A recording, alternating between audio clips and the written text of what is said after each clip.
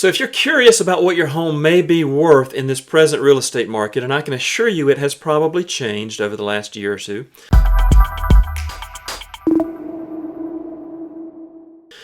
do not trust what tax records or websites such as Zillow or Redfin say that it's worth. One, we know tax records are subjective at best and rarely accurate. Sites like Zillow use their own algorithms and apply a value based on transactions that they are seeing on their side, but they really have very little insight as to the temperature of the local real estate market where you may be located. So it's always good to have someone such as myself or another real estate agent that has a proven track record help you determine what the value of that house might actually be, because it could literally change from one week to the next depending on what other homes are selling for around you. So one of the ways that we are going to go about determining what the value of your house is one, we're going to look at that recent sales data, very recent sales data, and we're going to search similar homes of size, condition.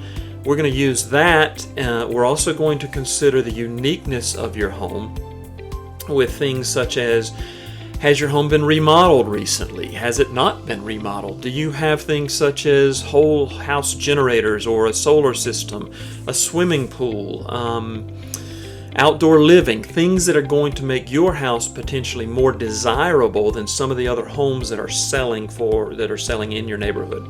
We're going to look at community features that other buyers might be looking for, such as do you have lake access? Do you have community docks? Do you have a clubhouse or fields or playgrounds or walking trails? Is there a golf course in the community?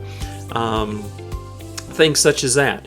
We're going to take our human findings and then we are going to compare them against two other softwares that we have, and we're going to see if there's significant discrepancies between those three different valuations. And if there is, we're going to dial in and see what those discrepancies might be. Is it something that's off on the human side? Is it something that's off on the digital side?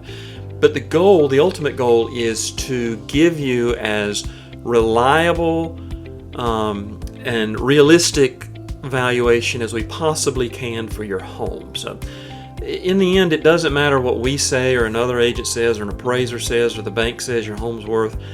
We can only dial into what we think it's worth based on the data that we have access to and what we're seeing in the local market at that moment in time. But in the end, know that it doesn't matter what we say. Buyers dictate price every single time. So just because you think your home is worth this or you are assuming it's worth this, don't assume that that's what you're going to get, because a buyer is only going to give you what they feel that it's worth. In the end, that's the way it works.